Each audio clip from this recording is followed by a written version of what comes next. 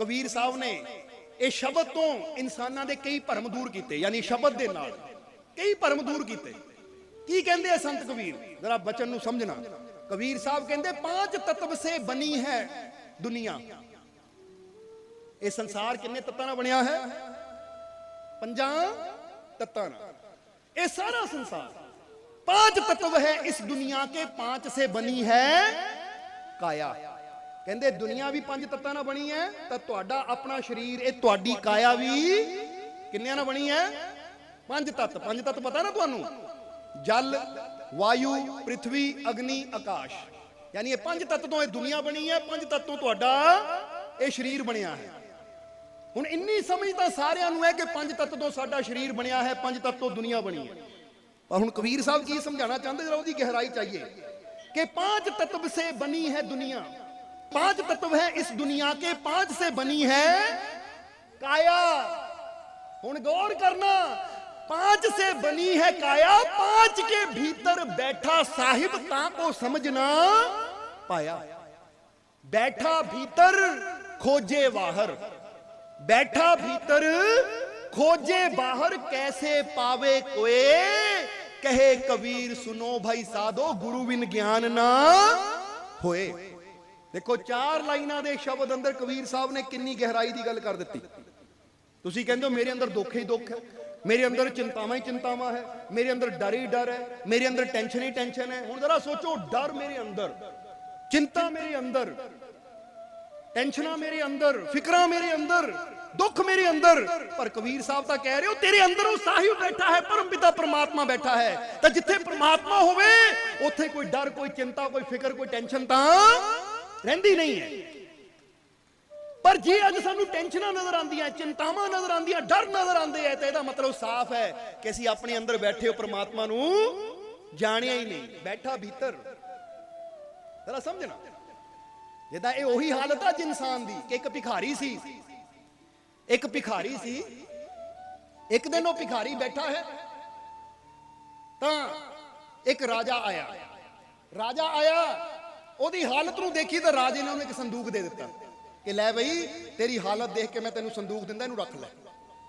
हुण भिखारी ने देखिया संदूक, उन्हें सेवकां ने ला के थल्ले रखिया, उन्हें की कीता, संदूक रखिया, उपर बोरी विछाई बह गया भीख मंगण। जरा समझना सारियां ने।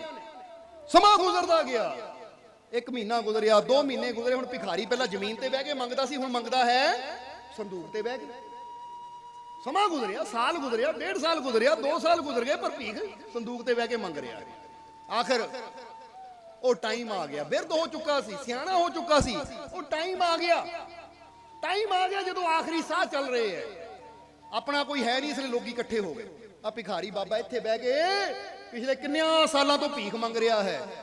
चलो हुण मरन लगा तो असीं कोल खड़ के पुछ लईए। हुण जदों कोल गए ओह भिखारी कहंदा बच्चों पानी पिला दिओ, हुण मेरी साह दी डोर कदी भी टुट सकदी है, पानी पिला दिओ।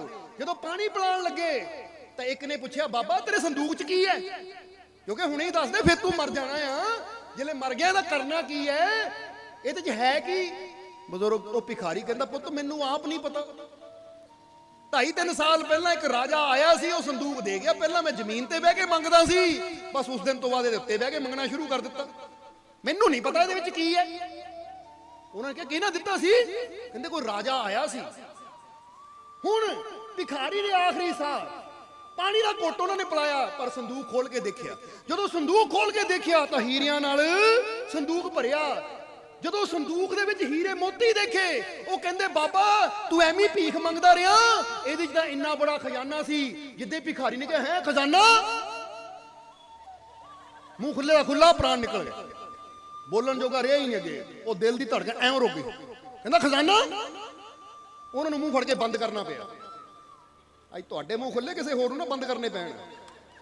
पहले ही समझ लो कि तुहाडे कोल भी बहुत बड़ा खजाना है, नहीं तो तुहाडा मुंह भी तो किसी होर ने बंद करना है। जे ना बंद होवे तो कहना घे ना भर दिओ, मुंह नहीं बंद हुंदा, नक च रूह दे दिओ। इस तो पहला कोई होर रूह दे के घे पा के मुंह बंद करे ना। हुण ये समझ लो कि तुहाडे अंदर बहुत बड़ा खजाना है, संदूक है बहुत बड़ा। परमात्मा रूपी राजे ने जे जीवन दिता है तो एवें नहीं दिता, इहदे अंदर रहमतां दे बड़े बड़े खजाने हैं। पर इंसान की हालत की है, भिखारी वाली कि एडा बड़ा खजाना ਉਹਦੇ ਕੋਲ ਤਾਂ ਕਹਿੰਦਾ मैं तो ਇੱਥੇ ਬਹਿ ਕੇ ਭੀਖ ਮੰਗਣ ਲੱਗ ਪਿਆ। ਅੱਜ ਤੁਸੀਂ भी बैठे कदी कुछ मंगते हो कदी कुछ मंगते हो, भिखारियां वाली हालत बनी हुई है बंदे दी भी। ਹੁੰਦੀ है कि नहीं? आ मेरा पुत नहीं मैनू पुछदा, आ मेरी बहू नहीं मैनू पुछदी, बहू कहती सस नहीं मैनू पुछदी, पति कहता पत्नी नहीं मैनू पुछदी। पुछण दा मतलब कि ਉਹ नहीं मैनू कुछ दिंदा, ਉਹ नहीं मैनू पानी पुछदे। हमेशा मंगते ही रहो, अपने अंदरले खजाने नू पहचानियो ना, तुहाडे अंदर ਉਹ रहमता है। जे तुसीं ਉਹਨਾਂ ਨੂੰ पहचान लिया तो ਤੁਹਾਨੂੰ ਕਿਸੇ ਅੱਗੇ ਹੱਥ ਅੱਡਣ ਦੀ ਜ਼ਰੂਰਤ नहीं, दुनिया आप आके ਤੁਹਾਡੇ ਅੱਗੇ खड़ी होएगी।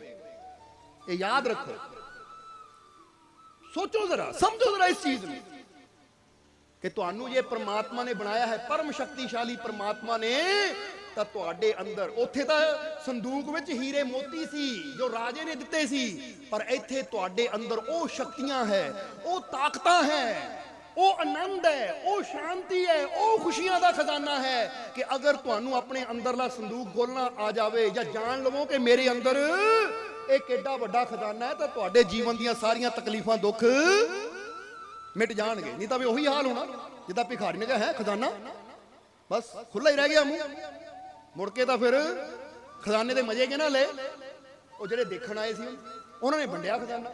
हुण बाहरला खजाना तो कोई वंड सकता है, पर जेड़ा तुहाडे अंदरला खजाना है ना, जे तुसी समझ लिया आनंद ले लोगे, ओदा मजा ले लोगे, जे नहीं समझिया तो मिट्टी हो गए, सब कुछ खत्म।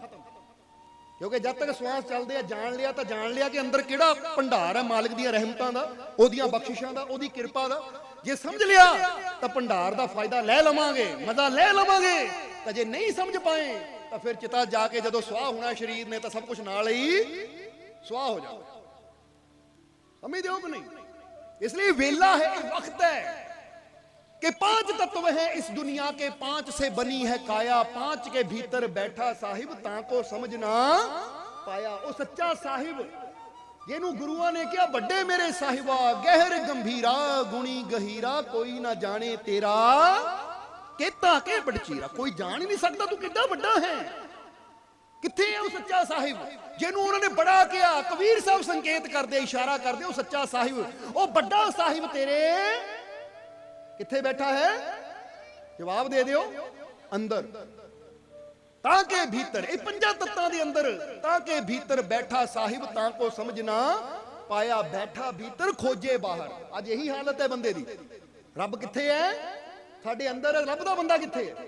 किसी नूं देख लो, कोई जंगलां 'च तुर पैंदा है, कोई मंदिरां 'च तुर पैंदा, कोई मस्जिदां 'च तुर पैंदा है, कोई तीर्थां ते तुर पैंदा है, पर जिथे है उत्थे लभण दी बंदा कोशिश नहीं करता। बैठा भीतर खोजे बाहर, कैसे पावे कोई।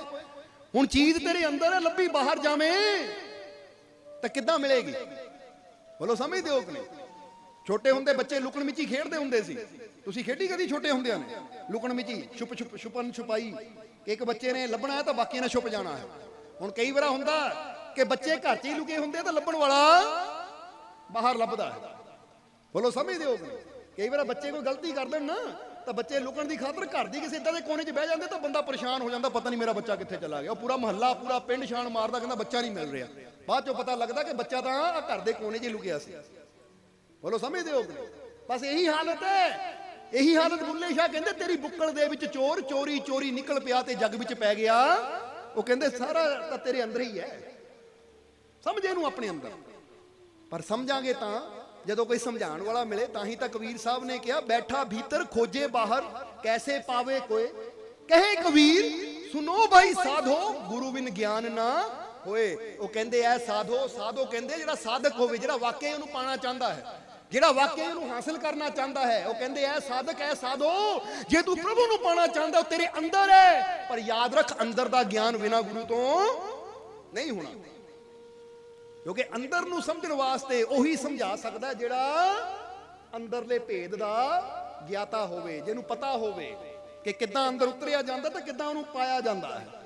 इसलिए तुहाडे अंदर ही आनंद दा भंडार, तुहाडे अंदर ही है शांति दा भंडार, तुहाडे अंदर ही है खुशियां दा भंडार। बस थोड़ा उहनूं समझना पैना है। सब्सक्राइब कीजिए सर्व संध्या दरबार कांटिया शरीफ चैनल को और बेल आइकन दबाइए मालिक जी के लेटेस्ट सत्संग की वीडियो को सबसे पहले देखने के लिए।